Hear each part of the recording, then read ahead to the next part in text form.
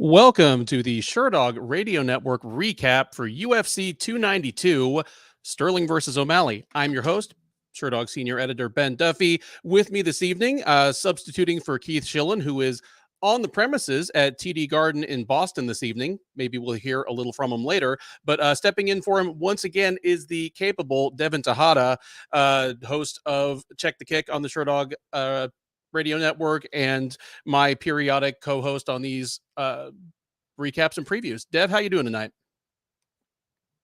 Dev, you're still muted. Okay, well, now that I'm here, I'm doing well. We got a lot of pretty bad forest fires up in the Pacific Northwest that I'm hopefully dodging. Besides that, I am doing well. Pretty cool fight card tonight. Pretty cool fight card indeed. Let's start with the main event. Obviously, Aljamain Sterling looking to move into sole possession of the UFC record for most title defenses by a men's bantamweight champ. Standing in his way was Sean O'Malley. We had an intriguing fight, looked like on our hands after one, and then it was over in a matter of seconds as O'Malley blisters the champ with a fallback right cross, drops him, swarms with punches, and then we have a stoppage. Obviously, the stoppage was the subject of immediate controversy. Some people thought it was way too quick. Other people thought it was appropriate. If you're in the chat right now, first of all, thank you. I know we're starting a little later than usual, but thanks for hanging with us as always. Let us know what you thought of the stoppage in the main event. Too quick, completely appropriate, too close to tell. Let us know. And Dev, tell me what you think. I mean, if you're the UFC, you're not mad about it. For sure. This is exactly what the UFC wanted. How do you feel about it? For me, I don't care. I'm fine with it. You know, the shot was clean. The initial shot that hurt him was clean. There was plenty of ground and pound strikes that were pretty clean. I thought he was just going to let him back up and do it again. But either way, like it was pretty. The first round was very close. I'm curious to see how everyone scored it. The second round, he defended the takedown, got Aljamain to overcommit one time, hit him with that pullback counter right straight down the pipe. And I mean, it's honestly a really clean performance. Like it was clean. Like there's no asterisks in this. Like this isn't the Petrion fight. I mean, I think there's a case to be made that the stoppage was too early. Sure. I mean, a knockout occurs when one fighter cannot defend themselves. A technical knockout occurs when one fighter is not defending themselves. I mean, it is obviously open for interpretation whether you think Sterling was just on his way to turtling and wasn't going to defend himself anymore, or you thought he was moving, trying to survive, gather his wits, grab a desperation single or something. I mean, my problem with it really is that the way the fight ended kind of shortchanges everybody, O'Malley included, because all we should be talking about right now is the massive upset, the incredible one punch that kind of turned the fight on its head, and obviously what should be next for both guys. And instead, we can't do this fight justice without talking about the stoppage. So I do think it shortchanges everybody just a little bit. I'll watch it. I'm sure I'll watch it many more times before I form a final opinion. But off the cuff, fight that ended 15 or 20 minutes ago, I'm like, if you think O'Malley was just going to plunk him 3 more times in the head and then he was going to stop moving, then should have let him do that. But, you know, I imagine debate will rage about that. You mentioned that aside from that, it was a clean fight. What did you take out of the first round? Like, what did you think about it? I think Aljamain was really, really confused by the range and the feints from O'Malley. I think that just Aljamain could never really get going in this fight. Even if he won the first round on all 3 judges' scorecards, you could have honestly scored.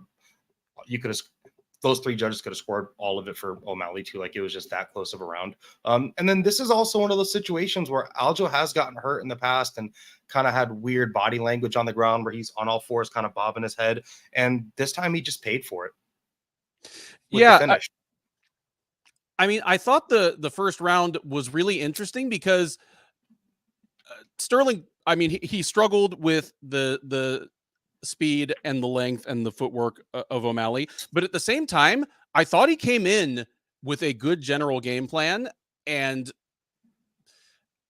I think Ray Longo is generally good at helping his fighters with adjustments in between rounds. Like just the Sure, fact that I mean, Sterling came in, and this isn't a big change for him because Sterling's offense on the feet has always been extremely kick heavy. I mean, he's just never been much of a sure. puncher. But it's interesting how much it took away from O'Malley's ability to do what he wants because most of O'Malley's really deadly counters come off of his opponent's missed punches, and the one that Mhm. ended the fight did. It reminded me. I mean, if I can go back a decade plus, it reminds me of Shogun versus Machida. Like Yeah. the first fight, whether you scored it for Shogun personally and you thought it was a huge robbery or whatever, whoever won the fight, Shogun hit Machida cleanly more than all of his previous opponents together. And it was clearly because he and Rafael Cordero had watched tape on Machida and said, all of his best counters were off his opponent's punches. So we're just going to go out and kick this guy. And uh, it gave a whole different challenge to Machida. I saw a little bit of that dynamic here where O'Malley was doing all the right things, but the openings that he was used to seeing weren't necessarily there. I just felt like we were watching the beginning of a fantastic chess match. Uh, you know, it was interesting that O'Malley's first two takedown attempts, the one late in the first round, the one in the second round, went nowhere. Like I mean, were we about to see a fight where Sterling was just stuck on the feet and was going to get uh, blown up, whether it was in the second round or the fourth or the fifth round? I don't know. Yeah, I'm just kind of now lamenting some of the cool stuff we didn't get to see. But yeah, what we did get to see was the coronation of a new champ. And however long that lasts, maybe the ascension of a new superstar. And that may outlast, his title reign, whatever it ends up being. What? Well, I'm still kind of picking my brain here. It's this. I like you texted me in the Sherdog Slack and you were like, "Yeah, I'll talk to you in about a half hour." And I was assuming you assumed that this fight was going to end early, and I was probably thinking you were thinking Sterling was going to go out there and sub him. Yeah. And that's what I thought too. I told my chick, I'm like, "Hey, this fight will be over soon. I'll let the dogs out. Whatever. It's going to be 5 more minutes. And that's kind of exactly what happened, but the exact opposite. It was a pretty telling moment where Aljamain tried to pressure and cut off O'Malley against the cage, and O'Malley was just able to use his footwork, shoot left, shoot right, and then just get out of there and just get out of dodge. And I think his O'Malley's just athleticism and footwork gave Aljamain a lot of problems where he could just get out of dodge, where Alja was able to cut the cage off and corner people and back him into a corner and start his chain wrestling. Like he never got it done. And then, like you said, the moment where he did have that take that like immediately went for the wrist, separated his hands, cut out, lifted the leg out of the single leg, and then just got out of dodge. And if Sean O'Malley keeps fighting like this dude could be a problem. I would argue that, I mean, he already is a problem. We're going to Yeah. talk in just a moment here about what's next for both of these guys, but Sterling is not, he probably isn't the best offensive wrestler in the division, but he's up there, and he was 0 for 2 or 0 for 3, however you want to count it, against a guy in O'Malley whose weakness is supposedly his defensive wrestling. What do you think should be next for these guys? Are you thinking, well, and in the chat as well, I know we've barely gotten to any of your answers, but tell us what you think should be next for these guys, and what you think is likely to happen. Do you think the UFC, with its love of immediate title rematches, is going to grant one here, especially considering that, there is a certain amount of controversy? Or do you think they're going to just be like, okay, on to the next thing for both these guys? So let us know what you think. And tell me what you think, Dev. What should be next? What will be next? I don't think the UFC is going to be really quick to rematch these dudes. And if I was Sean O'Malley holding the belt, I wouldn't be too quick looking for a rematch either. We all heard the crowd saying F Aljo. You can probably go on to social media and find the comment section on some post where there's a pretty general consensus that like not everyone likes Aljamain Sterling. And I feel like a lot of people like Cheeto. I feel like they can, it seems like O'Malley wants that one back. And I kind of think that in 2023 in the UFC, Corey Sandhagen is sitting in the crowd with his arm in a cast. Merab's out there, which is a fight that makes sense too. But I think that they should just do the Cheeto fight. Screw it. You know, it's far back in the rankings, but and that's going to be a fun fight. Those two dudes are going to sit in front of each other and strike. Yeah, I mean, for me, the UFC, if it wants a prolonged Sean O'Malley title reign, maybe Vera is what you do. Like you say, Sure. Vera can wrestle, but he's definitely no Aljamain Sterling, and he's more likely to try to oblige with a blood and guts battle. Sure. Off the cuff, I would heavily favor O'Malley in that fight, considering that Cheeto kind of got outclassed by Corey Sandhagen. But at the same time, man, Vera has won what 2 fights in a row now? Or was the Sandhagen fight his last fight? He's won one fight. Sandhagen and Pedro. The way that he might be the one dude that can just take that pullback right and not even be phased by it, though.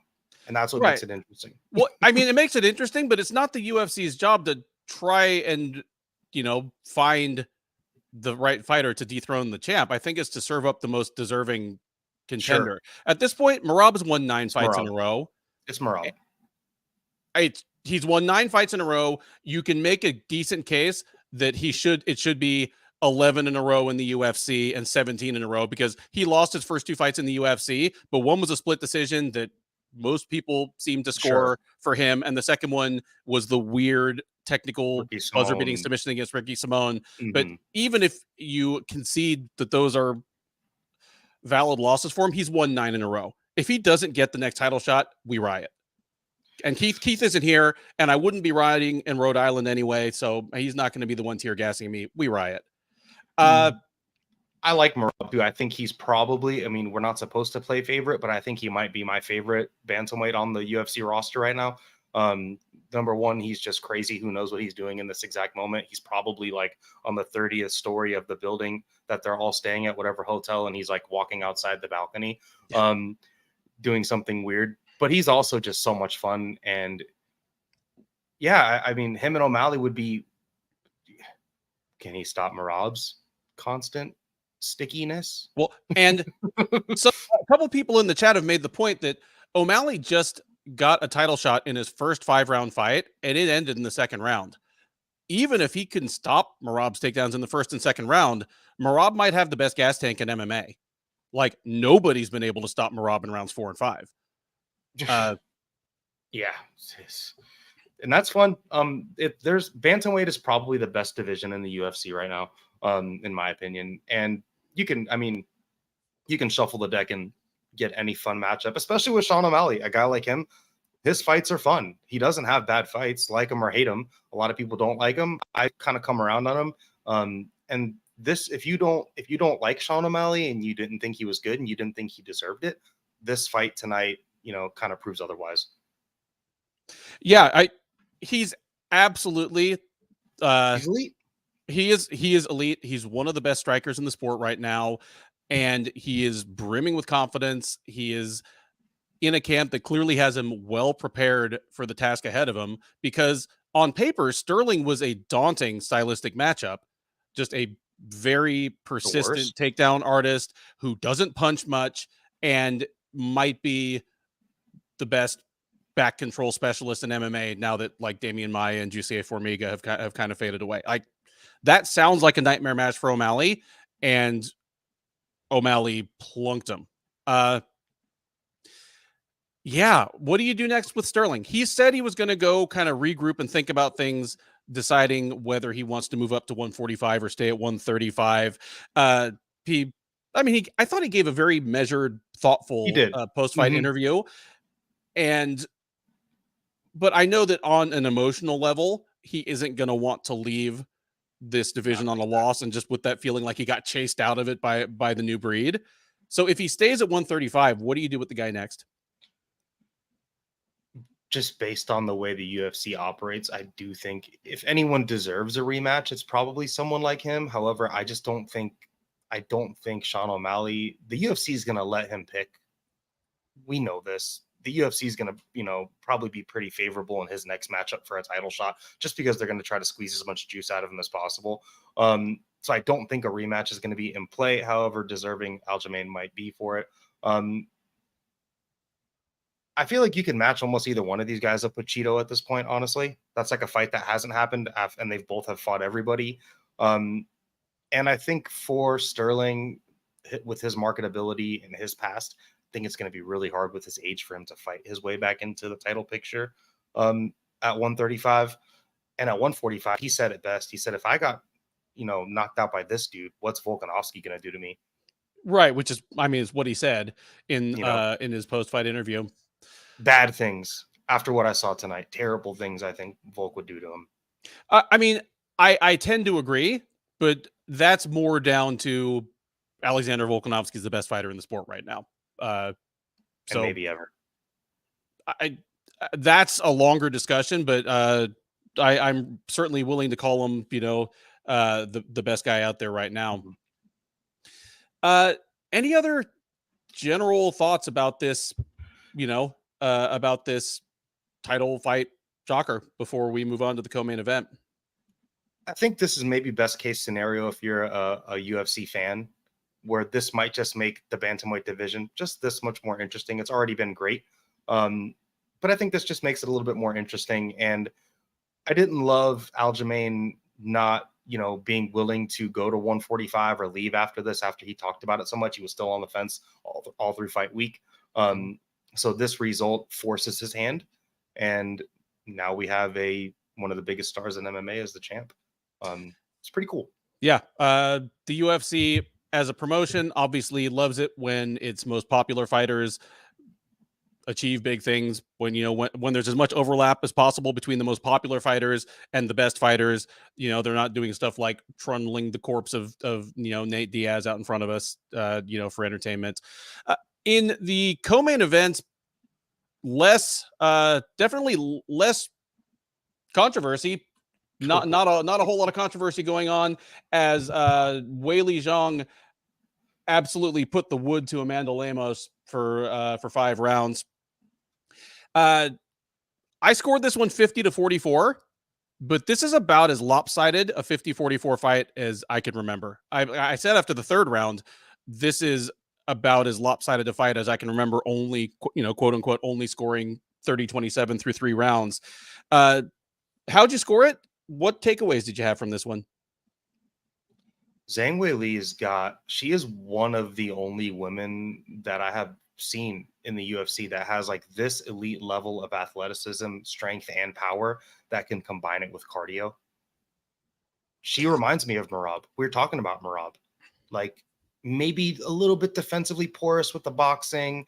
Even the little tiny bits of boxing that they had on the feet, Lemos did land a lot of clean shots. Weili is really reminded me of the GDR and Amanda Nunes second fight, where like the tiny little moments on the feet, GDR was having success, but when it was on the ground, and Lemos just didn't. Her problem was she was conceding back, just conceding being on her back and not scrambling the minute the takedown started. She was letting the takedown happen and then trying to, get submissions or fight her way back to the feet. It does leave me wondering whether she and her corner were surprised by how much Zhang wrestled. Zhang Weili wrestling was the key to winning this fight. I said it in my breakdown where she just should go out here and wrestle Lemos, because boxing with Lemos, I picked Lemos in this fight because I thought Lemos would just be able to make it a brawl, and I thought Zhang Weili would oblige. And she didn't. Really high fight IQ from Zhang Weili. Got her tired, and then that's when she started. She knew that, hey, I don't know if I want to box with this girl. But 4th round, 5th round, starts landing her boxing, knocks her down. this is just a one-sided ass whooping. It really was. One foot out the door makes the point that I assume he's talking about Lemos here, through single strikes, almost no combos. I completely agree. And one, when you are concerned about the level change, or when you're just concerned about the counter punch coming back your way, that will tend to scare a fighter into throwing single strikes. It also may have been an indication that she, as well, I mean, fair play, Lemos, as one of the hardest one punch hitters in that division, was kind of banking her slim hopes on catching Zhang with a single fight altering punch. But she had 5 rounds to try it and really never came close. I mean, the punch stats are overrated, but hearing that Zhang outlanded Lemos 288 to 21, like 21 significant strikes across 5 rounds, is miserable. I mean, it's bad. Yeah, like, she had a moment of hope with the first Bravo choke attempt off her back. Like, that actually made Zhang stop, gather herself, actually counter the move instead of just kind of continuing to punch Lemos and muscle her way out of it like she did the second and third attempts. But that was about 10 seconds of peril. And Zhang probably still won that 60-second block of the fight. Like, Zhang won every minute of this fight. At this point, I think it's fair to ask you and to ask our friends in the chat just some superlative questions about Weili Zhang. It's weird to ask this about a fighter who's 0-2 against Rose Namajunas, but is she the best strawweight we've ever seen? Probably. Because the second fight with Rose was just so damn close, you know, that could have gone either way. And quite frankly, like, I mean, they can fight a third time and we can find out. I don't think Rose is up for it. But we could definitely find out. That those 2 wins over her will always kind of, you know, give her a foot in the door for something like that. This was worse than Irene Aldana and Amanda Nunes, though, wasn't it? Yeah. As far like Irene seemed checked out. Lemos, you know, she just kind of got her ass kicked, but was still even, you know, defending takedowns and trying to work back to her feet, you know, through all 5 rounds, even in the 5th round. But this was just, what's next for Weili here? Like, well, that's what I was going to ask you, because like, here, you ready for some ugly forecasting? Weili Zhang is 34 years old, which normally in a lighter weight division like 115 for women is, it makes you start thinking, okay, when's the fall off going to come? When's the next wave of young guns going to come up? But in our strawweight top 15, the only, like, Mackenzie Dern and Luana Pinheiro are both 30. The rest of them are all effectively Zhang same age or older. Yeah. Yan Xiaonan, Rose Namajunas, Jessica Andrade, like all of them, Marina Rodriguez, Lemos herself, they're all 33, 34, 35. How old is Tatiana Suarez? Tatiana Suarez is 32 or 33 and has come back from like cancer and neck fusion surgery. So, I mean, and might not, I mean, she beat Jessica Andrade, but I think Weili's improving. Like, that's what I'm really noticing here. Like, her ability to, the Weili that fought tonight is very different than the one that got into that crazy brawl with Joanna in their first fight. Yeah, agreed. She should have done, she could have done this to Joanna. And I think her initial switch to Henry's camp really like showed her like, hey, you're a super athlete that's super strong with amazing cardio. Like, you should really be pressing the control grappling and go punch people's heads off with ground and pound. Like, it's just, this is a style that's going to give so many people problems, especially with her cardio. I agree. And it's interesting because all that's really changed about Zhang in her run in the UFC, I mean, this was her 10th or 11th UFC fight.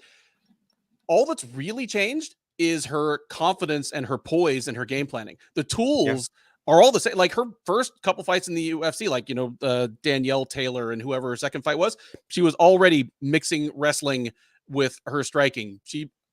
It's the same basic tool set, but she manages her gas tank better now. Like she's learned how to win rounds and win them in dominant fashion Sure. without getting tired first.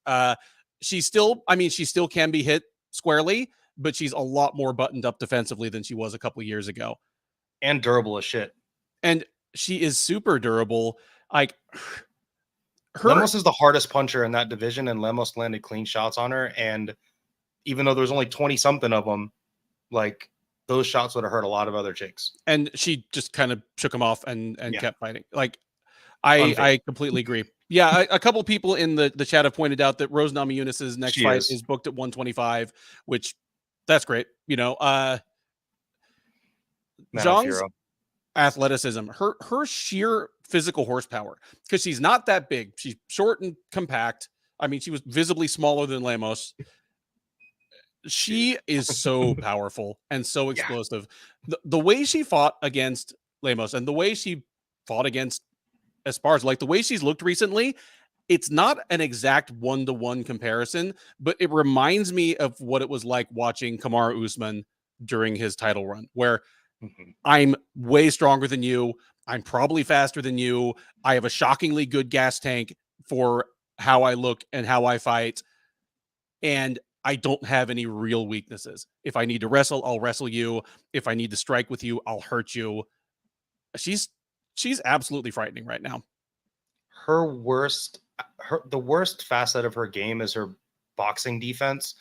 And there's no one at 115 that's been able to really make her pay for it besides Rose landing one flash head kick. And that was just kind of something at kicking range, not even in the boxing range. Yeah. And if she fights like this, it doesn't matter. She's going to kick you from the outside and then crush you with chain wrestling. And then when I love her ground and pound in transitions. Like, you're trying to get up. Okay, cool. You're giving me your back. I'm just going to punch you 12 times behind the ear. And then now you're going to have to roll into a bad position. Now you're going to have to just go back to your back because you're getting punched behind the ear. Like, she's just smart as shit. Like, she's a problem, man. I mean, I always thought Tatiana Suarez would be a problem for her, but I don't know. Well, here's the question. Even knowing what we know about who else is in this division, is Weili Zhang the best wrestler at 115? Yeah, definitely like the most punishing. Like, I imagine she'll be fighting Tatiana Suarez sooner rather than later, but I don't think it's a foregone conclusion that Suarez is going to be able to get takedowns every time she wants. And I'm not dead sure that Zhang won't be able to take down Suarez if she wants to. And obviously Suarez is a much more credentialed wrestler. She had a lengthy amateur career. She was a literally world-class wrestler. And she is big and very strong, but Zhang's strength is like a different thing. Have you seen that video of her like kind of hitting that like duck under high crotch on Francis real quick and just like picking him up like nothing? There was a video I watched yesterday. Zhang Weili, she had a translator there. She was here in America at some gym. She was jump roping, and the coach goes up to her and she goes, "How much have you jump roped?" She goes, "I count to 5,000." She counts 5,000 jumps. Like, that's how focused, like that's how concentrated. Her composure is just different. And she's getting better. Like, yeah, she's 34, but there are certain people and certain athletes that come once in a while where stuff like that just doesn't matter. Agreed. And she is 34 years old. She has a lot of fights. I mean, she has 10 or 11 fights in the UFC, but she already came into the UFC. I think she was like 19-2 or something like that. Like, she'd already had a lot of fights, and some of her fights in the UFC have been complete domination. Others have been wars. I mean, she has taken a beating a few times. So she may be one who looks incredible until she doesn't, and then all the wheels fall off at once. But that day is not today. What do you do with Zhang next? Oh man. again, Rose is fighting Manon Fiorot, even though I think that fight's kind of always there for her as long as, you know, she's not going on a Tony Ferguson type streak. That'd be Rose. Maybe Tatiana Suarez. I think that would be okay.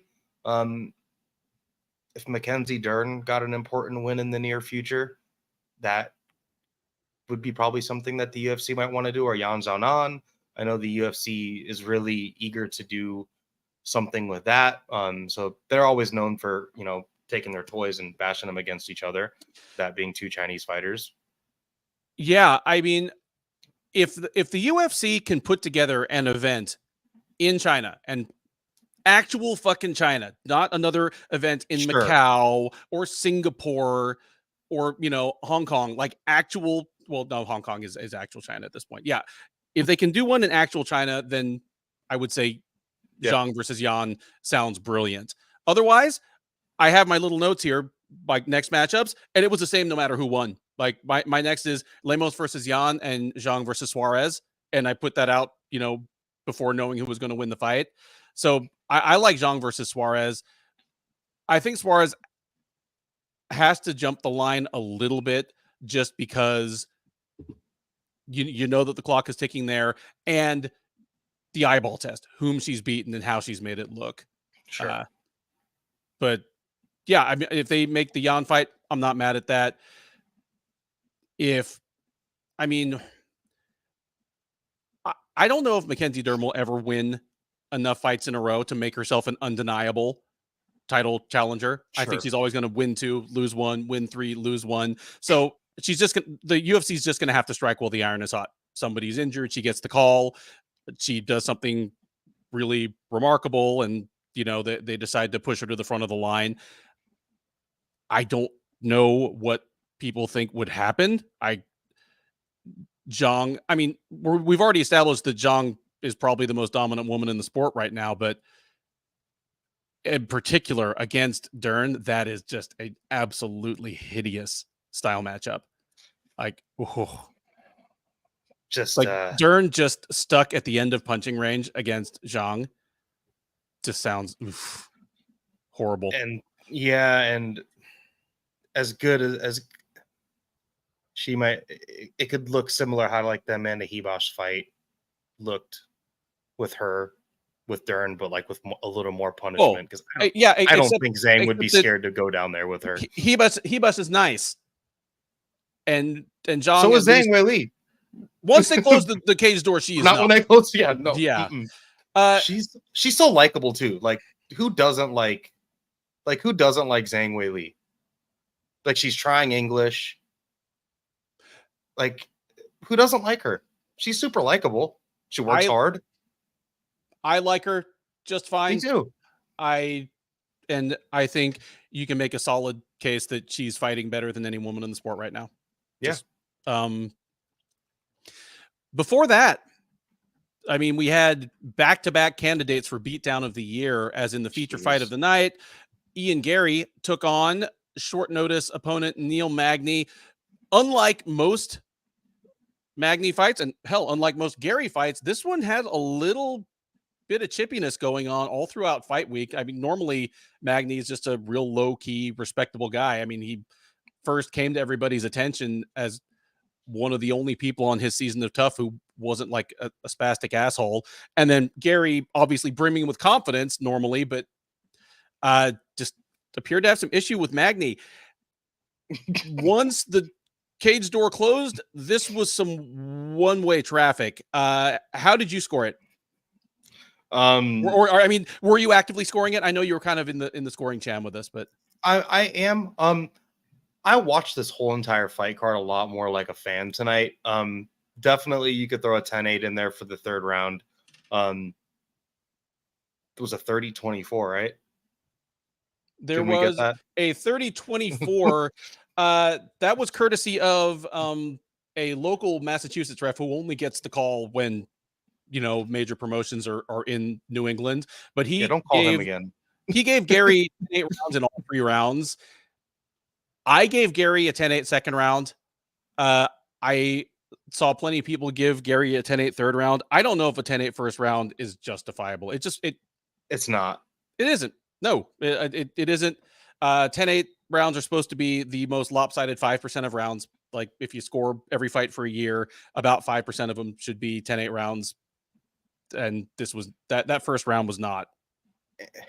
Yeah, and if you score the first round of 10-8, then you like, how do you score the second round?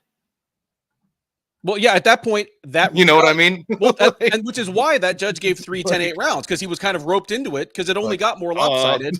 Yeah, this is just, they definitely did a lot of tape study on that on that Santiago Ponzinibbio fight, and that's kind of what I said going into this fight. I thought he was just going to leg kick him, corner him against the cage, and I thought he was going to have a little more success with the boxing. Like he should have kind of let his hands rip a little bit more and maybe punch the body a little bit more. Neil, cause him to drop his guard and then go up top. Gary just doesn't have the most impressive like cornering footwork and cage cutting footwork when he has someone skirting against the cage. He would leg kick Neil. Neil would, go off to the right side, kind of circle away from his power, and Gary just couldn't catch him. I thought he would maybe, try to cut an angle and throw like a looping hook to maybe corner him with a big hook or something like that. Either way, he did. I mean, he beat the crap out of Neil Magny here. Neil Magny, like his legs are, I mean, yeah, God, they're going to be bad tomorrow. They are going to be bad tomorrow. Magny obviously picked up the bag once again. He has been, hey, look at that. He has been the king of fighting anyone, anywhere, anytime for, going on 10 years now.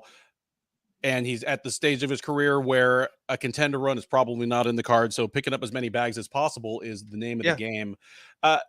As far as Gary goes, Jade Bunk said in the chat that he needs to step up in competition because they keep giving Gary opponents whose name value outstrips their competitive value at this point. What do you do next with Ian Gary? He just absolutely slaughtered a guy who is, I mean, probably in the 11 through 15 range at welterweight. Yeah, and he made him look like he wasn't on the top 20. Jeff Neal still makes sense. If Ian Gary would take that fight, a lot of people in the chatter here are saying how Gary this week's been annoying. I think the thing where Neil Magny said, he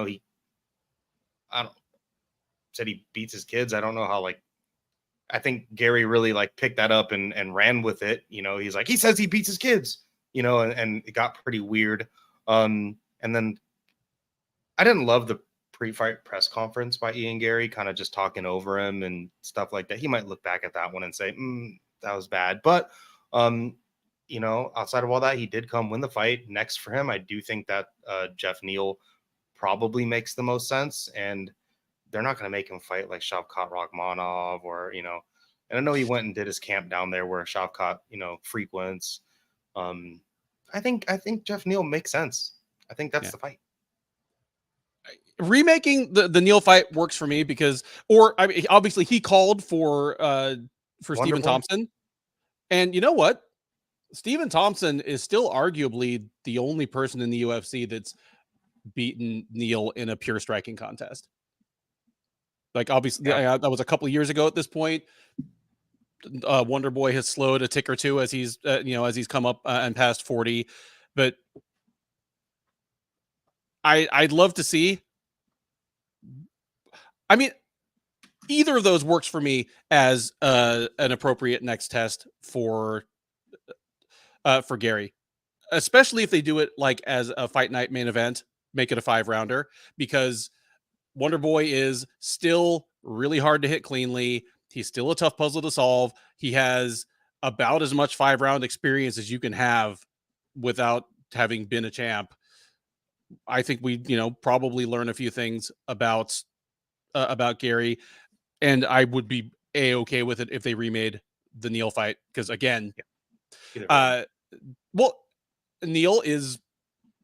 What's he got going on though? What's the issue? Is this I know he's had a lot of health problems with infections and stuff like that. And I was gonna say I think it was like MRSA, like methicillin resistant staph. So he couldn't train. I heard that. So maybe Wonder Boy, and I Know Wonder Boy is looking for a big name. This is, Michelle Pereira just got booked up at 185 against Marc-Andre Barriault. So they forced him to go to middleweight. So maybe, this is the UFC saying, hey, we'll give you a shot at someone that's up and coming, but at least they're a bigger name. And I'm totally okay with it being a fight night.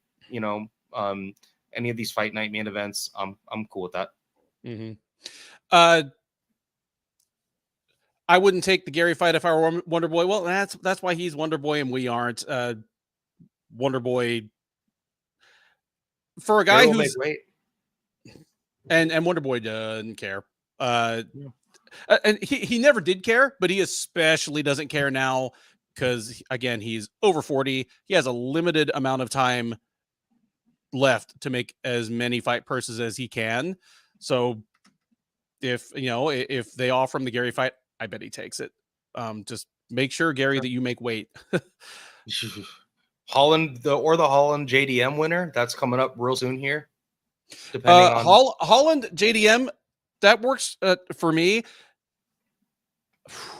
I mean, I'm always reluctant for the UFC to smash together two undefeated up and comers or effectively undefeated. I mean, Jack Della Maddalena is effectively undefeated.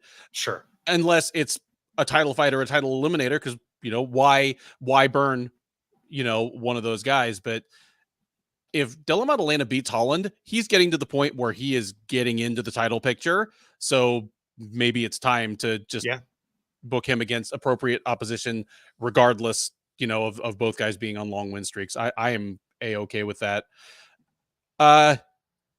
Any other thoughts from our friends in the chat on next steps for Gary, other than Neal, other than Thompson, other than the Della Maddalena versus Holland winner? No, I think those all make sense for him. And, if he keeps showing up, and even though some people might have found him a little bit annoying, he keeps showing up, he keeps fighting like this, like he's going to continue to get, fights for it. And him calling out Wonder Boy, that's a ballsy move. Like not everyone wants that smoke as a striker. So good on him. Before that, we had one of several short notice opponents on this card as Mario Bautista took on Damon Blackshear and ended up prevailing by unanimous decision, 29-28, 29-28, and 30-27. If you're watching this, you already see Dev shaking his head. I also scored this fight for Blackshear. I scored it 29-28 Blackshear myself. In the chat, let us know how you scored this one. Like, do we have a bunch of people here who thought, who were A-okay with the Blackshear scorecard? Thoughts about this one? There was a lot of wonky judging tonight, man. And I feel for a dude like Blackshear that kind of just came up out of nowhere, couple not great fights to start off in the UFC. And then, kind of goes on a tiny streak here, has this short notice turnaround. And I thought he won the first 2 rounds of this fight. Blackshear's good, man. Blackshear is very good. I've been pleasantly surprised. He made a short notice debut. It was against Youssef Zalal a couple of years ago. And I remember Keith and me both saying that Blackshear is the real deal. And even if he loses this short notice debut, keep an eye out for him, because he's somebody that, I thought was probably going to at least be on the Contender Series later that year, if not in the UFC, but he fought to a draw with Zalal, and then he lost to Farid Basharat, who it turns out is a really, really good fighter. Sure. And since then, Blackshear's been really good. Just got shafted, man. I feel for the guy. I really do think they got this one wrong. I'm not going to call it a robbery because it's close, but he definitely lost the 3rd round. Bautista came and did what he was supposed to do. And, this was a short notice opponent for both of them. I just hate when a guy that's, probably getting paid. Hopefully this quick turnaround got him a new contract. Hopefully. Or got him to the end of his current one, at least on a win, so he has some bargaining power. But you know what? I'm pretty sure it did, because this was his 5th fight in the UFC, so it probably was the first fight on a new deal. And it was a week after his last one, so Yeah, hopefully, yeah, he got a little extra something for for his flexibility. He falls short in an attempt to, you know, set the UFC record for the shortest layoff between two wins, but he does tie the record for the, shortest turnaround between two fights. Another short notice substitution. Before that, we had Marlon Vera versus Pedro Munoz. It wasn't quite as short a notice. Henry Cejudo dropped out, I think, the first or second week of July. So Munoz, and it took him a minute to find Munoz. It's not like they announced the new opponent for Vera immediately, but Munoz probably had a solid month to train for this.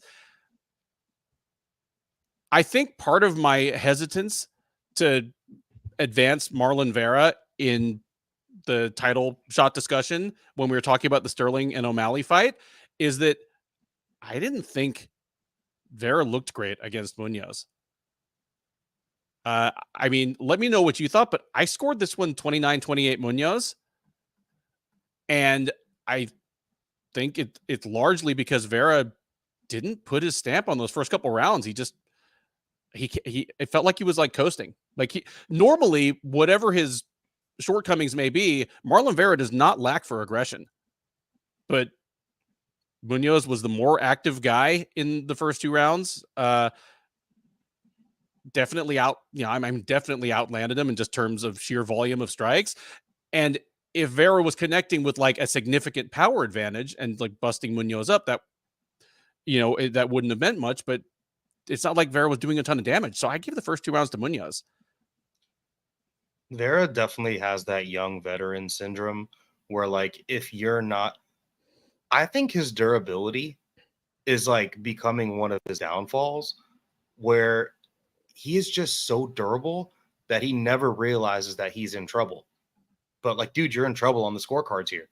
He is one. I mean, he might be like right now today, he might be the most durable dude. Just like Max Holloway, when Max Holloway gets touched up and stuff, like he bleeds. Yeah. Cheeto doesn't even bleed. It's the weirdest thing. I've never I don't know. They need to test him. He can eat.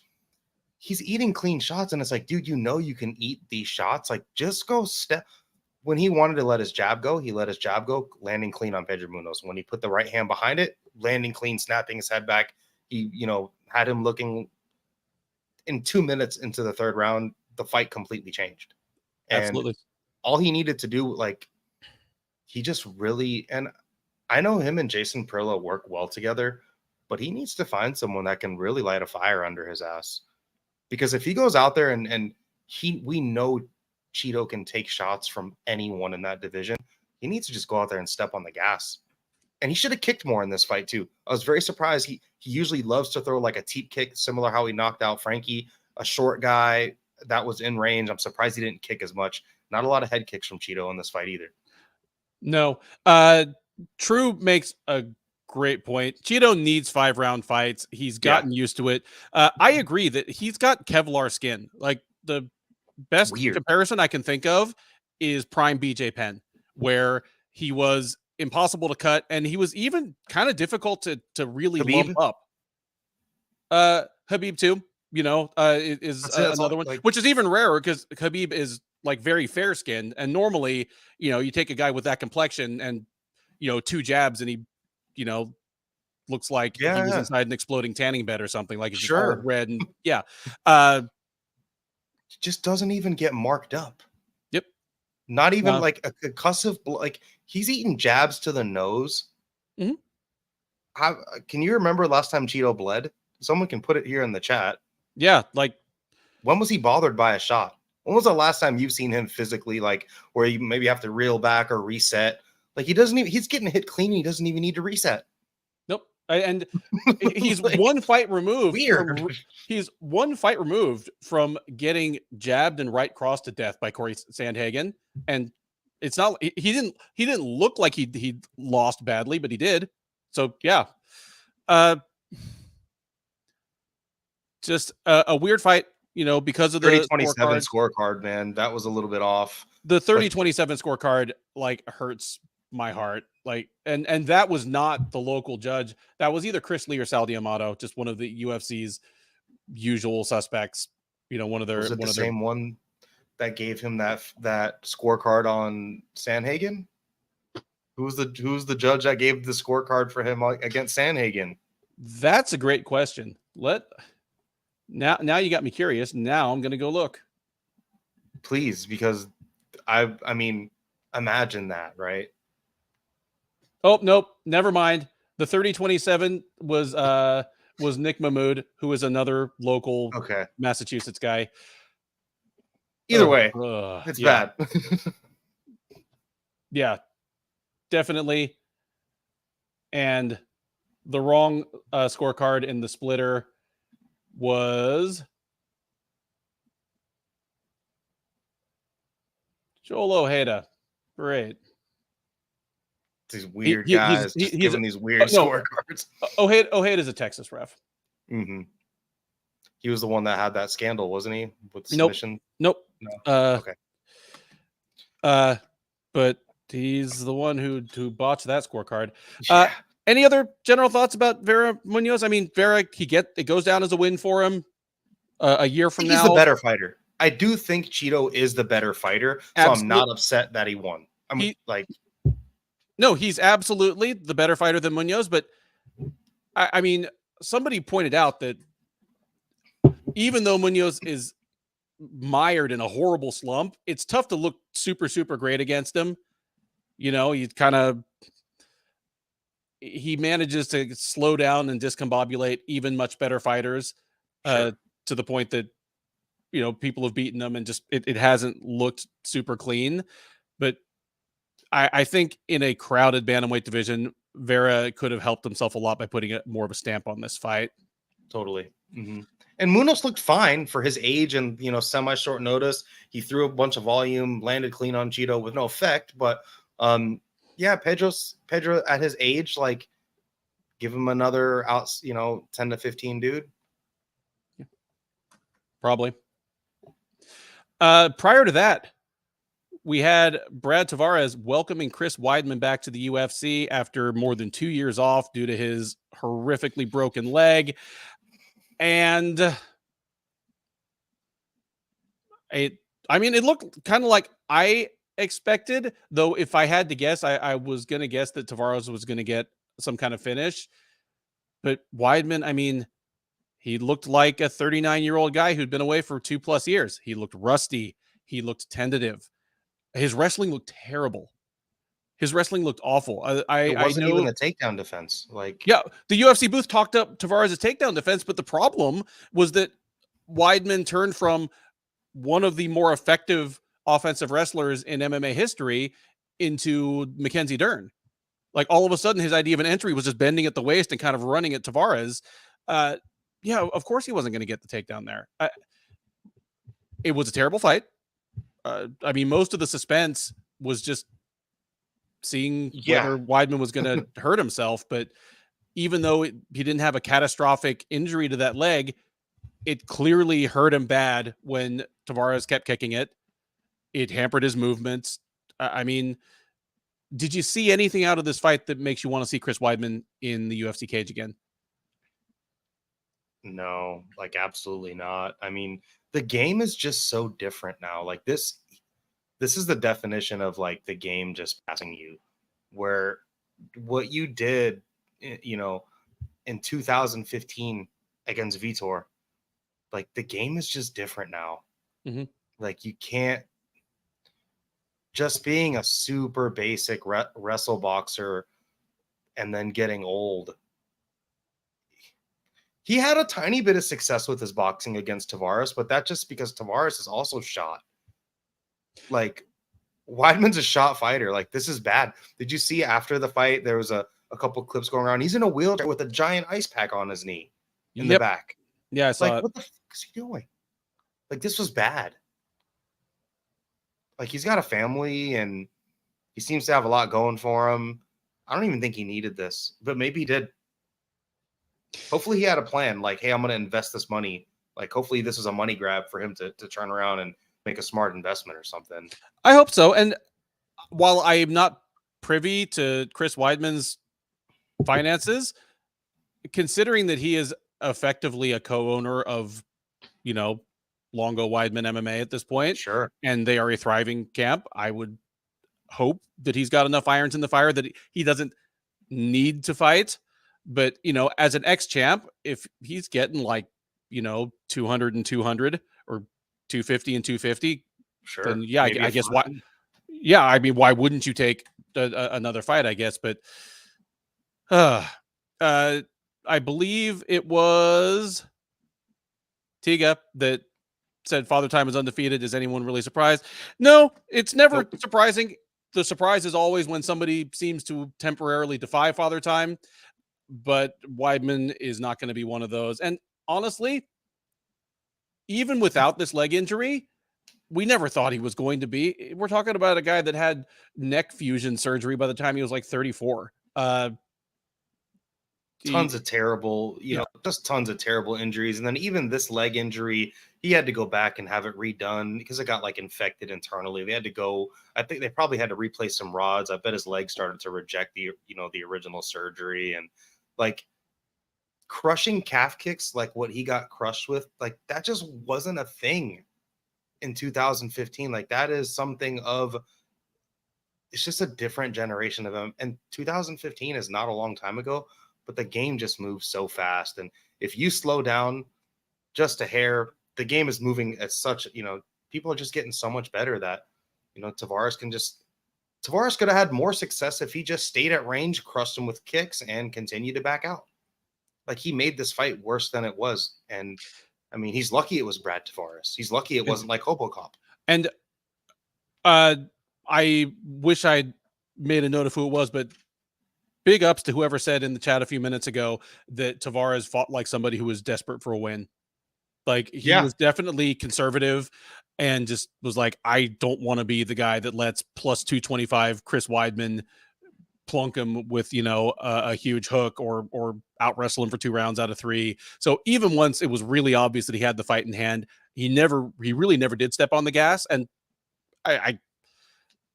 even at his best, he's never a super prolific finisher. But yeah, I mean, a dominant performance by Tavares that could have been even more dominant, and made me not terribly excited to see Chris Weidman in another UFC fight, though I expect we will see him at least once more. Before that, another middleweight matchup, Gregory Rodriguez, looking like somebody photoshopped Barack Obama's head onto a weirdly jacked body, doing Gregory Rodriguez things again against Dennis Tululin. How do you say his last name? Because you didn't say it like Bruce. Tulin. Well, I am glad. Tulin. I am glad that Bruce Buffer showed tonight that he also cannot pronounce the names of non-fighters, because he was talking about Gal Gadot. She's Israeli, she's not French, it's Gadot. Bruce, 80% of your job is pronouncing people's fucking names. How can you be so bad at it? How? But his suit looked nice. His suit did not look nice, but tell everybody what you told me you thought his suit looked like. His suit looked like the background part of a Charizard Pokemon card. Like the reddish holographic. Dude, it's August. It's 127 days to Christmas, I think. What the hell? What?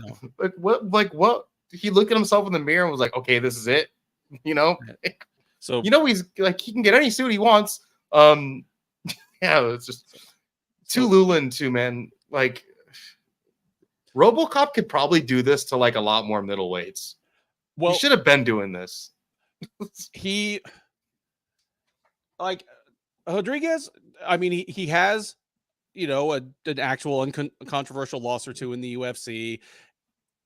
He has, I mean, there is a cap to how far I think he can go, but he can do that to the Dennis Tululins of the world for a long time. If you can't stop Gregory Rodriguez from taking you down, you're fucked. You are. Because once they were on the ground, he could have done just about whatever he wanted. He could have choked him to sleep. The ground and pound, I mean, dude, it's been a while since we've seen a fighter knocked stiff, like clonic seizure, like toes pointed from ground and pound, mostly because we get stuff like the main event where the stoppage is on the quick side. But yeah, that it's been a while since we've seen someone that knocked out from ground and pound. That was oof. But like, why didn't he just do this to Bruno Ferreira? Like, there are a lot of dudes that he can do this to. Yep. It's middleweight.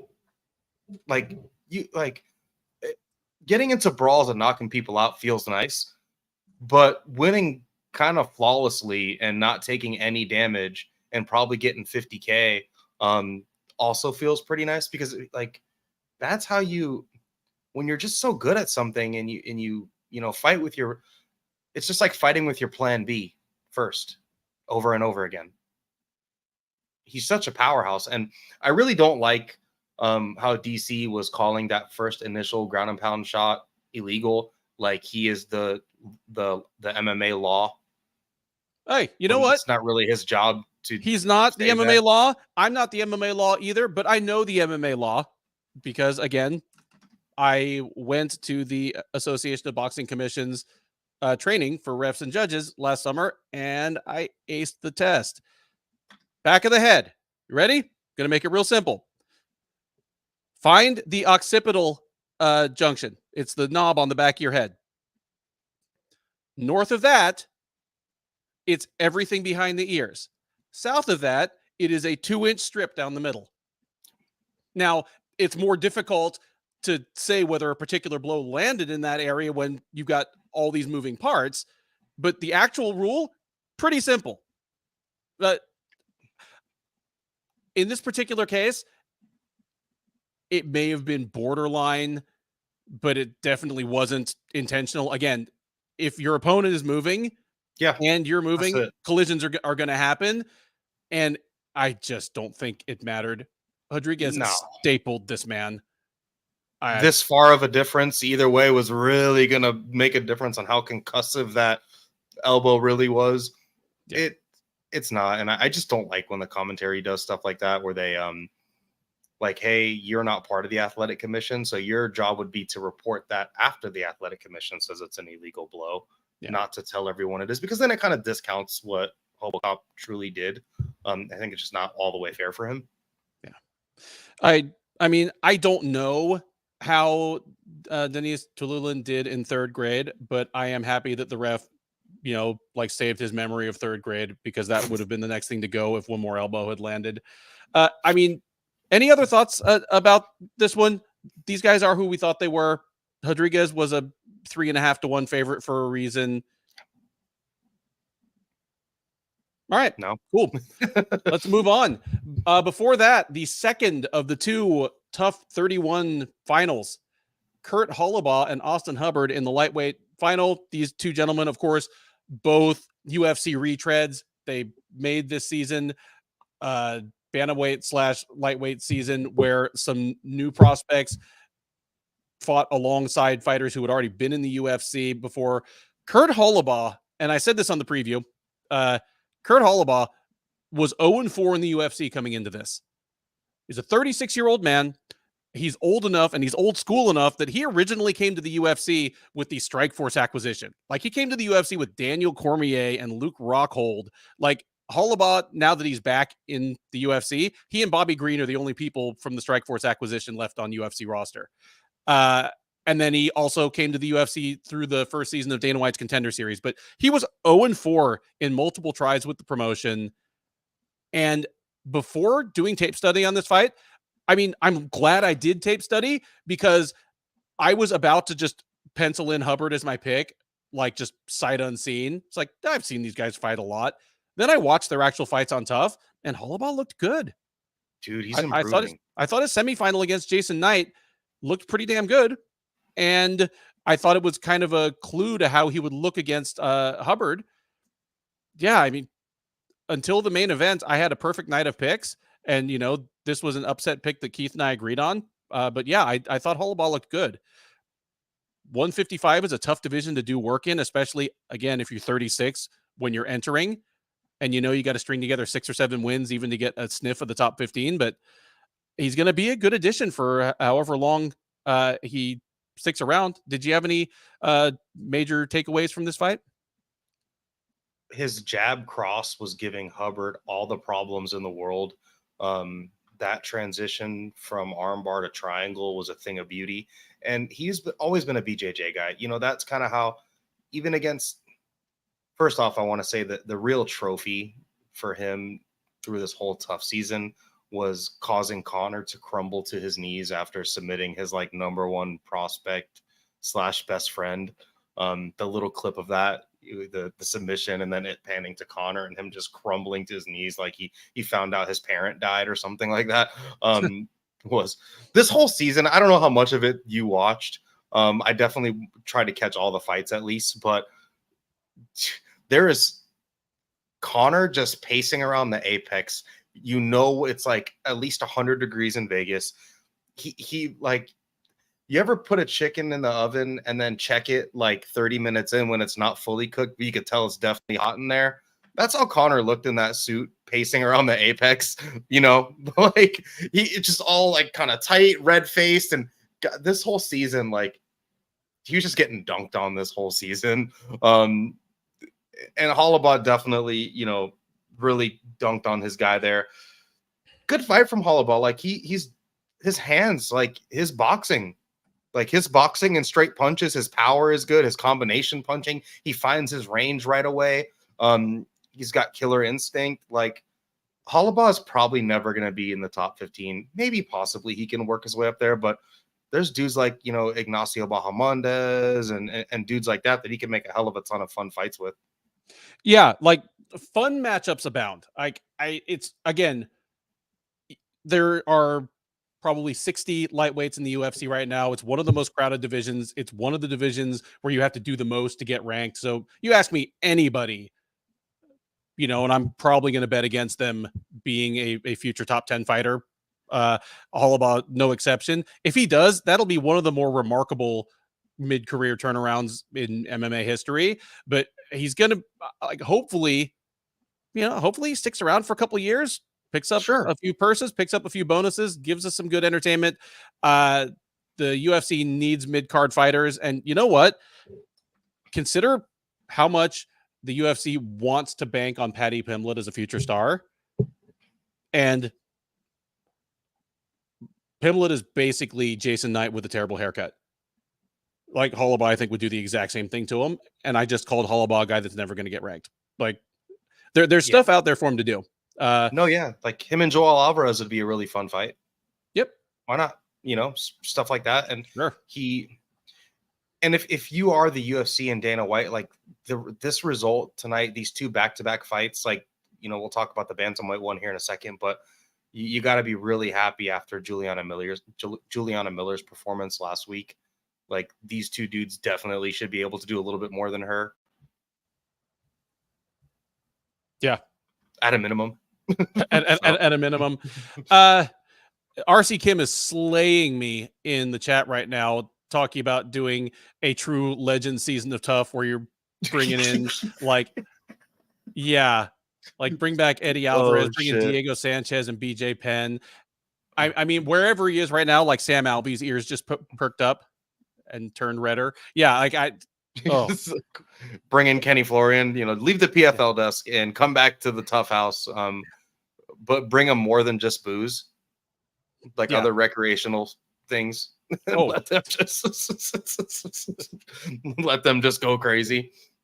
Oh, I mean, the idea of a bunch of extremely washed 43-year-old former UFC contenders and champs just tripping on mushrooms and getting in fights sounds incredible to me, but we can't talk about that. We have to talk about the bantamweight final of Tough 31, which featured 2 more UFC retreads in Cody Gibson and Brad Katona. This is a fight that Keith and I didn't even preview because while I favored Gibson in his semifinal and I heard some noises that he was, in Boston, but we couldn't officially preview Katona versus Gibson. But we got a hell of a fight. We got a fight that a number of people on social media in real time were comparing to the Forrest Griffin versus Stephan Bonnar light heavyweight final of the very first Ultimate Fighter. Were you one of them? Mm-hmm. Yeah. Okay. Amplify your answer, or like amplify your reaction for me. Like, what'd you think of the fight? This is a damn good fight. Like, I loved. Brad Katona seems like a guy that's kind of hard to like, especially if you watch this past season. But either way, like, good fight. I loved how Cody Gibson just kind of walked him down and was just like, I'm going to come stay in the pocket with you. And tons of even exchanges. Gibson just kind of, the wind kind of came out of his sails there in the third round, and he kind of walked onto a lot of big shots. Brad Katona's cardio held tough. As soon as Katona couldn't get that, like his takedown game going, they just decided to make it a brawl. And, both of them had large hematomas on their face. Gibson's eye was it right eye, left eye swollen, all effed up. And the left side of Katona's head, he had something going on there. And this was just a brawl. Like, this was just I kind of hope they throw Cody Gibson a bone here after this. I honestly kind of do too, because I made this point on the preview. I actually talking about Hollabaugh and Hubbard, not this fight, but I said both these guys are better than some of the chumps that they are signing out of Dana White's Contender Series, where they're just signing like 6-1 people that got a knockout of another terrible fighter. But if you finish someone on the Contender Series, you're in. They're definitely better than a lot of those guys. I feel the same way about Cody Gibson. Here, 135 is, if anything, an even tougher ladder to climb these days than 155. Yeah, I mean, this was a real fun fight. Comparing it to Griffin Bonnar 1 is always going to be a little unfair to the newer fight, because one, we've come to expect a higher standard, sure, of just technically than we did in 2005, and then two, just it'll never be as cool as the original, where you're watching it on when you're watching it on Spike TV in real time and you can't believe what the hell you're seeing, and you either have a new obsession or you're like me and you're like, oh man, my thing's about to become everybody's thing, isn't it? Like, yeah, I mean, we'll never have that again. But no. Was this a 2023 bantamweight analog for that fight? Sure. It was an untechnical brawl that was a whole hell of a lot of fun while it lasted, but probably is not going to get these guys into the UFC Hall of Fame. No. And you know what? Like, Terrence Mitchell is about to fight Raul Rosas Jr. If Terrence Mitchell can get 2 fights in the UFC, like, Cody Gibson's got to get a shot, like the poor, to put on a fight like this. He's definitely probably on the, on the short list for a phone call, at least. This is and I loved Conor McGregor's tweet after this. Team McGregor winning the Ultimate Fight. Oh God, it cracked me. I was audibly laughing. And Katona looked good, man. Like, you can't knock either one of these guys. Nope. Ironically, Cody Gibson's UFC debut was against Aljamain Sterling. It was both of their UFC debut. So weird, right? Maybe we need the rematch now, like Sterling Gibson too. They meet in the middle. Maybe not. Before that, Gerald Meerschaert, seeing if he could do Gerald Meerschaert things to Andre Petroski. He almost did. He had his moments where he could have done the thing. This was a fun fight too. Nice thing to learn about Andre Petroski, and it's something that we're continuing to learn, is that despite looking the way he does, and he's a jacked guy, and despite the way he fights, which involves not only a lot of wrestling and grappling, but of the kind that typically drains a fighter's gas tank quickly. Like, he's a power guy when he wrestles and when he grapples. His submissions are of the squeeze until your head pops off variety, which if they work, great. If they don't work, you're in trouble. At this point, I mean, he's 10-1. He's won 5 straight in the UFC. At 185, that's a wide open enough division that he's probably going to get a ranked guy in his next fight. I can see what his ceiling is going to be. And True kind of pointed it out. He's a willing striker, but he's pretty slow on the feet. His hands are a little slow. His footwork's a little slow. People that can fight off the takedown, I think, are going to have a pretty good time with him. But man, he was whiffing on some big shots in the early stages of this fight, like way over swinging. And they mentioned a pretty big reach differential. And Petrosky's a guy that actually has a short reach for a guy that's up in that division. And it looked like him. He just couldn't. Like, he had a lot of trouble finding Mearshart, and Mearshart's like always been a guy that if you just wanted to go punch him, you could. Yep. Everybody punches Jared Mearshart. It's a rite of passage. Yeah, like he's just like one of the just, and I do think Petrosky has a ceiling. And here you go, dude. If you really want the Bo Nickel fight, you want to fight. There you go. Yeah, Petrosky, because of some weird confusion with the regulators getting the score to Bruce Buffer, didn't get his post-fight interview. That saved his ass. Yeah, because all indications were that he was going to call out Bo Nickel. I don't think he wants that. I mean, no, I think he probably wants it, but I'm like, speaking objectively, I don't think his career wants that. Alan McDonald kind of says it real well, I think, here. Petrosky is walking a tighter and tighter tightrope the more he gets moved up the rankings. He's going to get blasted into Kingdom Come at some point eventually. I agree. And it's super obvious with him, the same way it was for his now teammate at Henzo Gracie Philly. Sean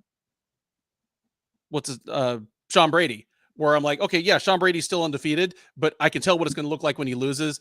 The first guy that he has a real hard time taking down, he's going to get tired fast and going to be a sitting duck by, the end of the second round. That's how it ended up going. I'm not saying that I'm a genius analyst for figuring that out, just that it was obvious in that case. With Petrosky, yeah, I think it's the first fighter that can kind of keep him trapped on the feet when he doesn't want to be is probably going to be able to find his chin with something nasty. Sure. But even until he gets there, I mean, like, until go ahead. No, go ahead. Like a super slick counter puncher, even just in the first round, the way that he was just whiffing on big overhands, like anyone that can just pull back counter, just bait him into overswinging and can just throw a straight punch. Yeah. And, no, completely agree. And we're even talking about people that we don't immediately think of when we think of lights out strikers. Like Marvin Vettori would have lanced Andre Petrosky tonight just because he's a pretty buttoned up boxer who looks for the counter, like I think he would have punched Petrosky's face off. I don't think Petrosky might make it to that top 5 type opponent before we learn that about him. But you know what? I don't want to rain on his parade anymore right now because he's 5-0 in the UFC and he's given us some he's already got some pretty impressive stuff on his highlight reel, including a couple of pretty uncomfortable looking submissions. So yeah, man, let him ride. Andre Petrosky. He's winning fights. He's winning fights. He's getting paid, his win, his show, and regardless on what we think, he's getting that money either way. Good on him. But I do agree, you have a fight like this with Gerald Mearshart, like you went from walking on a row of cinder blocks to maybe now you're walking on a tightrope. Like it's just, it's gonna end eventually. Agreed. Before the Mearshart and Petrosky fight, we had the first 2 fights on the card, both of which featured a young Brazilian woman named Silva. The second of the 2, Natalia Silva, kind of put the screws to Andrea Lee. Pretty obvious 30-27. If you scored this fight anything other than 30-27, let us know. But this seemed real obvious to me. And tell me if you see this different, Dev. But for me, the real dynamic of the fight was just that Andrea Lee is really slow. She is one that I feel like I've been saying this about her for 5 years, but she looks like a standout athlete. I mean, she's big for the division. She's built like an elite athlete, but it simply doesn't translate into the cage. Her hands are slow. Her feet are slow. She's physically strong if she can get her hands on you, but if a fighter is as strong as she is, or is just bent on denying her those clinch situations, she doesn't have much to offer. That's what I saw against Silva. Did you have any different takeaways here? I was actually talking to my buddy Greg that comes on my show every once in a while prior to this. And we were talking about, people that just possess like high level athleticism, where to be in the top 15 at like men's bantamweight or at men's lightweight or you've got to be a true athlete plus good. At women's 125, like being a true athlete like Natalia Silva, like she's gonna have that edge on a lot of people until you like really get her up into the rankings. Her speed, her footwork, her kicks. I don't like the way she keeps her head up and down, and she kind of keeps her head on a center line. But someone like Andrea Lee just could not even keep up with her for it to make a difference. And Andrea Lee is just like glacially slow. It's like she's running, in a puddle or in a pool. Like her feet are just stuck in 2 feet of water below her. It's really weird. No, I completely agree. She has fought both Lauren Murphy and Roxanne Modafferi, and by the eyeball test has looked like she should be 10 times the athlete of either of them, but it was actually kind of a wash. Both, Her corner didn't give her the best advice either. Like, she didn't even have the ability to, try anything different. There was no plan B. I'm surprised she didn't go out there and like press more wrestling, maybe just try to make something happen. You had Natalia Silva, like, just in the danger zone within the black line on the cage, but just circling. She couldn't catch her. Nope. She could have just, she pot shot her all night. Like it was the last piece of decent advice Andrea Lee got from anybody was divorce the Nazi. Like since then it's been, I don't know where she's getting her advice from, but most of it probably hasn't been good. Jeez, that's terribly funny. Like, when Tony Kelly is a substantial upgrade from like your last relationship, that's saying something. Before that, our opener, Karine Silva, Marina Moroz in a rematch 7 or 8 years in the making. I mean, the first time they fought, they were both in their early 20s. They were both, I think, in their first 5 career fights. Moroz won by armbar, and Keith and I both said on the preview, it's completely irrelevant to the fighters they are today. The only really interesting thing to me here is Moroz tapped out with 1 second left in the first round. And I mean, generally speaking, I have enough experience that, I know what's going on in the cage. I'm able to just kind of say my fat ass from my couch, whether that particular guillotine is going to get the tap or not. But I do have a good friend here locally that I go to as my secret weapon expert. He's a brown belt in Brazilian Jiu-Jitsu who's, I don't know how many stripes he has, but he's talking about, maybe going for his black belt within the next year. And so I texted him and I said, okay, did that look like Moroz tapped out from pain, or did she look to you to be in actual danger of going out from an air or blood choke? And he watched it a couple times. He's like the carotid was open on the right side, and like the fulcrum was over the windpipe, so it was probably just pain. I'm like, yeah, that sucks, because you could see that she was kicking herself as soon as she got up. I don't think it would have changed the outcome of the fight if she just gutted it out 1 more second and gone to the second round, but that's not how fighters think. I'm sure she thought that, oh man, I could have lasted 1 second and gotten it all back the next round. They don't have a clock like we do. Nope. So and when you're in a position that's shitty, that 1 second's a lifetime. They can hear the clapper, but you know what? When Karine Silva is all over the top of you like a rabid Wolverine and is grabbing at your neck, that 10 seconds might feel like Sure. 5 minutes for all I know. Like, I'm not a professional mixed martial artist, but I wrestled for a long time. And I remember my coaches yelling at me, short time, short time. And that last 10 seconds feeling like it was an hour, or if I was winning, feeling like I had no time at all to finish. But yeah, I mean, that was really my only takeaway. Like, Silva was badly outclassing her. Yeah, Silva is another one of those just like athletes that is probably gonna, cause some problems in that division. I know she's had fights at 35. She needs to just stay at 25. It's, I, I don't know what 35 looks like in the UFC, 135 in the next 5 years. There's definitely a path for longevity at 125 for her. I think she can be a problem. She looks good. The original strike that hurt Moroz. Silva's just improved, and she's continuing to make improvements, and her submission game is just deadly. The one prior to this where she, ripped her opponent's knee apart. She's vicious, dude. Like, this is what we want. Like, to open the card, go out there and kind of get a club and sub. Like, it's dope. She has, if you include her Contender Series fight, 4 straight submissions in the octagon. The 3 in the actual UFC have all been in the first round. She is a woman to watch in a wide open division. Yeah. And it's wide open enough that, I mean, she might be looking at a top 15 opponent sooner rather than later. That's the breakdown of UFC 292. We've talked about all 12 fights at this point. Let's move on to some fun stuff. Do you, Devin Tejada, have anybody on your cut list? Oh man. This is not like last week's card. That's for damn sure. I wouldn't be surprised if they gave Tululin his walking papers really at all. I don't know what they'll do with Andrea Lee, but she seems like she'll probably fight her career out here, but I wouldn't be upset if she went on her way. Obviously the losers of the Ultimate Fighter are kind of automatically on the cut list, right? Yeah.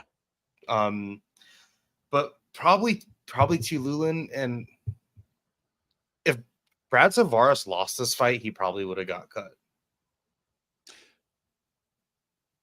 I could actually see that. I mean, I wouldn't have put him on my cut list, but I could see the UFC doing it. The only ones I had on my cut list for tonight were Andrea Lee and Dennis Tululin. Tululin is now 1-3 in the UFC. His losses have all been bad. And Lee, I mean, she's lost 3 in a row. She's lost 6 of her last 8. She's not getting better. Like, she is what she is, and she's at the age where she's going to start sliding even from that spot. I could see the UFC keeping her just because 125 is aging and it's kind of depopulated right now, and they could use her as, somebody with a certain amount of name recognition to pit more of the Carini Silvas of the world against. But competitively, I could see her go, and I wouldn't. A lot of people in the chat saying Weidman. Oh man.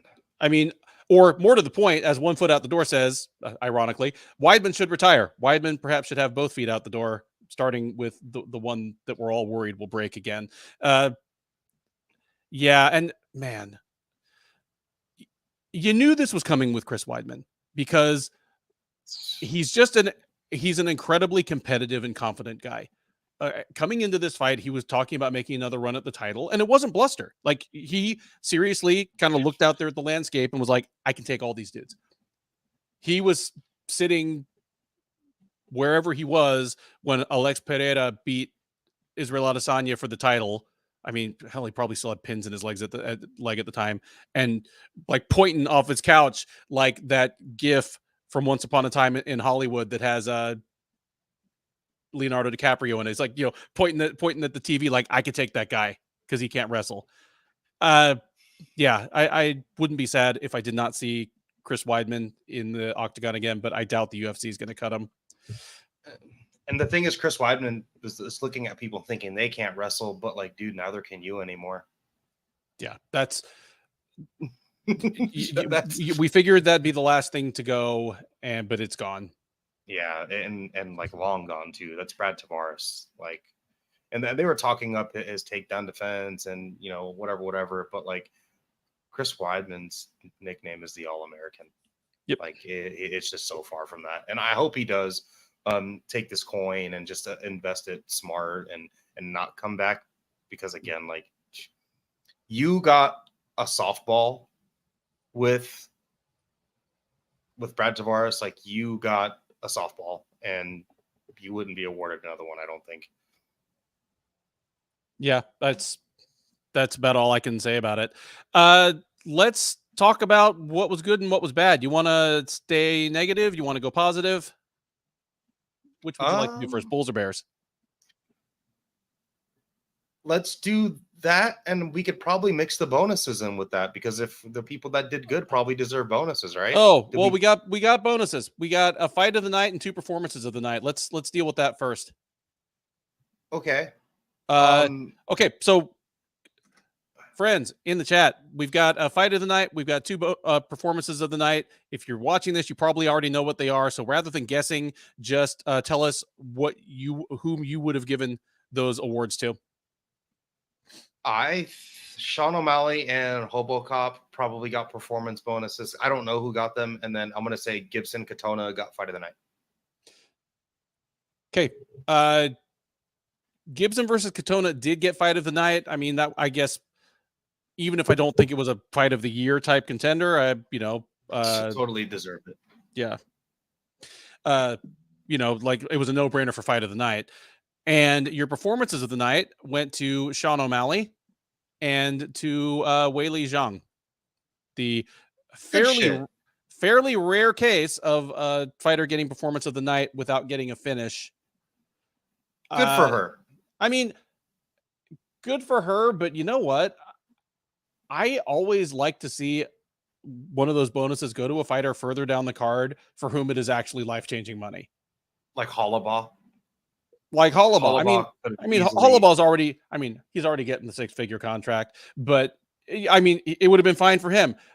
Natalia Silva and Karine Silva are both probably making 12 and 12. $50K for them might like double their, might almost double their annual pay this year. Gregory Rodriguez. Giving young fighters like that the $50K also allows them to actually focus more on training and not have to worry about finances. Like $50K isn't going to make Zhang Weili a better fighter. $50K might make Karine Silva a better fighter. Yep. That might give her more time to focus on MMA. Yeah, I completely agree on that one. But those are what they are. Sure. 1 foot out the door likes Karine and O'Malley for the performance bonuses. Yeah.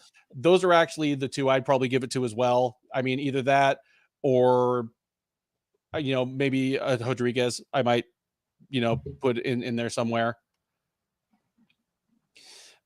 I don't have much else to say about the awards. Do you want to do Bulls or Bears?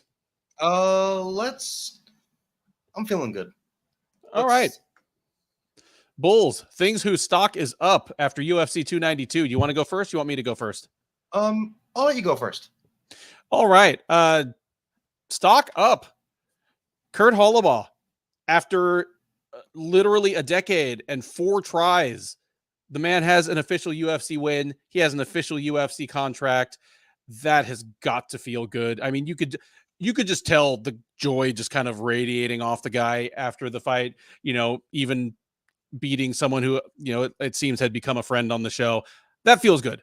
Yeah. I mean, they can't all be, Sean O'Malley's up at the top of the card. This is the career for a lot of these people, and Kurt Hollabaw's just had probably the best night of his career. Gregory Rodriguez. I've already jumped off the Gregory Rodriguez bandwagon as far as somebody who might be a future title challenger at middleweight. So from here until whenever he washes out of the UFC or walks away from the sport, he's basically here to beat the shit out of dudes and hopefully pick up some bonuses. He did the one, if not the other, tonight. So, yeah, great night for Gregory Rodriguez. And while I usually shy away from using the main event participants as Bulls or Bears, I mean, Sean O'Malley, this was a huge win for him. he's already a pretty big star. He's already one of the few fighters that kind of gets media attention outside of the combat sports niche, but that was helped a ton by him winning the title tonight. Whether you think the stoppage was bunk, whether he loses this title to Marab in his very next fight, he is forever a former undisputed UFC bantamweight champion. Yeah, I mean, really, really good night at the office for Sugar Sean. What do you got?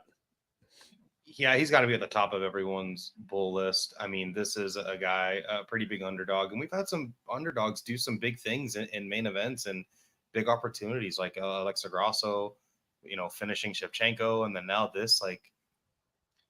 And if you really poke through and look at Aljamain's title fights, you can kind of put an asterisk next to all of them. And then for poor Aljo, it kind of ends like this. I feel for the guy, but O'Malley definitely did his thing. Shout out to the Silvas, like just both Silvas, Carini and Natalia. They kicked ass. I was going to shout out Hobocop. I'm going to shout out Zhang Wei Li. Just for Amanda Lemos is dangerous. And she just went out there and whipped her ass. Mm-hmm. Like, this was I mean, and she showed a new wrinkle. Like, this wrestling was very different than what she did to Rose Namajunas. Like, she was damaging with the ground and pound. Big shout out to Zhang Wei Li. She looked great here. Agreed. For the good, we must counterbalance with the bad. Let's talk about the Bears. That is, of course, things whose stock was down after UFC 292. You want to go first? You want me to go first? I'll go first on this one. All right. Ray Longo, Sarah Longo, MMA. Not a good night for those guys. Nope. Weidman just looked bad, and then Aljo kind of got sparked out. That's just not a good look. Andrea Lee, she's got Tony Kelly to go home to, and she lost this fight. That's not good. And then number 1 or number 3, however you want to call it, just the weird wonky scorecards, man. Like, what just tonight had some weird scorecards, weird stuff going on.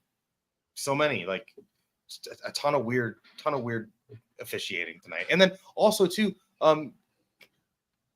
Keith Lee, who whatever ref was allowing Gary to just have his, I'm saying Keith Lee, Keith Peterson, allowing him to have his arm outside of the octagon, like hooking the octagon.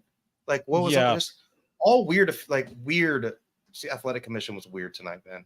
It was, and normally I wouldn't put officiating on the Bears list, because if I start, it could be every single week. But here, it was a weird thing where I don't know if there was something in the water at TD Garden, but we had a bunch of weird scorecards handed in, all by different judges. We had a bunch of officiating weirdness, all by different refs. So, yeah, equal opportunity night for just questionable fight-altering referee and judge work. So that is unfortunate. Was that all 3 for you?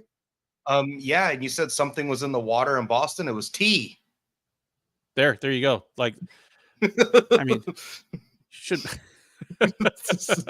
other Bears that I'll throw out there. Amanda Lemos. It's rough when you make it to the summit of the hill, you get turned away in such lopsided fashion that the only notes you can take back to camp are get better at everything. Oh, and by the way, the woman who whooped your ass is several years younger than you. I mean, that's gotta be a discouraging feeling. Like, the takeaway isn't, oh, keep your chin tucked or work on your takedown defense. It is literally just get better at everything. Rough night at the office for Amanda Lemos. Yeah. I will throw it in as well. Marina Moroz.